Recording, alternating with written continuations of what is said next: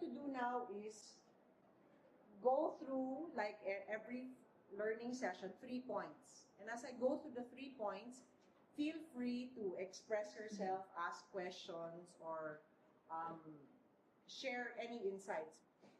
The first thing on the board is your personal definition of a boundary.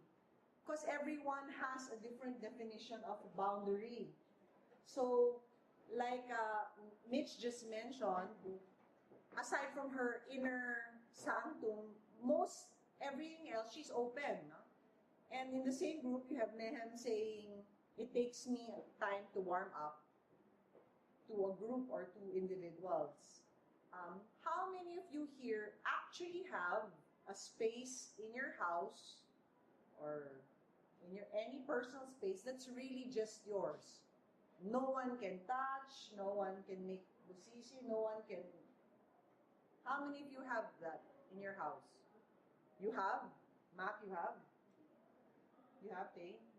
People know not to open it, not to breathe anything there. Okay. The reason is because that is a physical manifestation of a boundary. Not everyone has a physical manifestation of a boundary, especially if from birth, I don't know if it happened to you, Errol, no? You share the room. Because if you share the room with a sibling, even when you were young, then your personal space has always been mixed. And notice now, maraming nagkikwento sa akin, Coach Pia, dahil nag-aircon, sama-sama kami sa isang kwarto. So you have individual rooms, pero pag natulog kayo, isang kwarto pa rin. So the personal boundaries, the personal space, isn't really very clear. Boundaries can come in many forms. The two that we will mention today are the personal boundaries with thoughts and the personal boundaries with regards to feelings.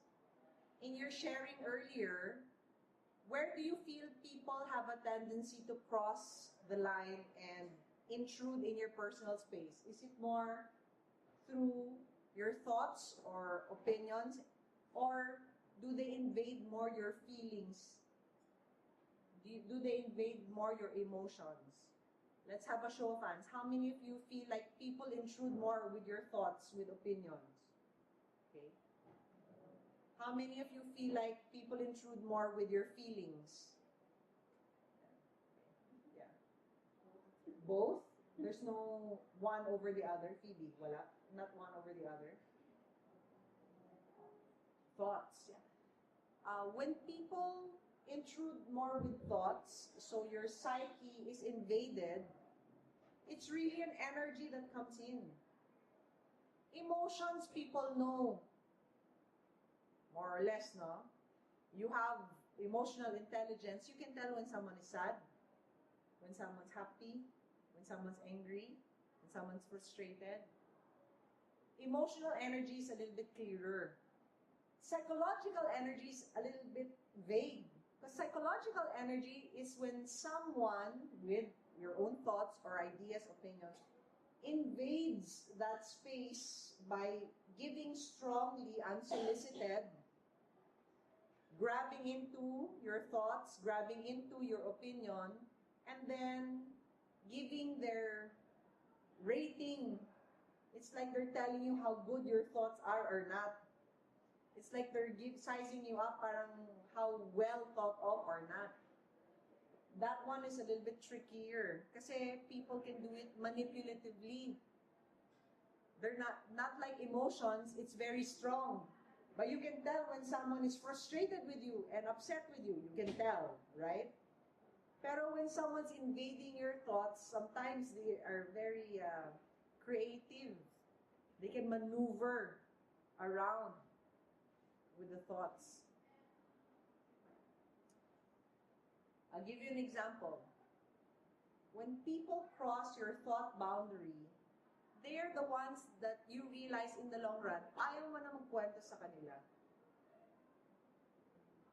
Because every time ka magkwento sa kanila, imbis na magaan, imbis na gumagaan, imbis na sumasaya ka, or you feel like you bonded, you either have a literal headache, oh my God, it got worse, or person reacts to you stronger than what you felt it was. Have you ever been in that situation where you were thinking about something, tapos nung shinare mo, yung taong nakinig, parang mas malaki pa yung impact sa kanya kesa sa'yo.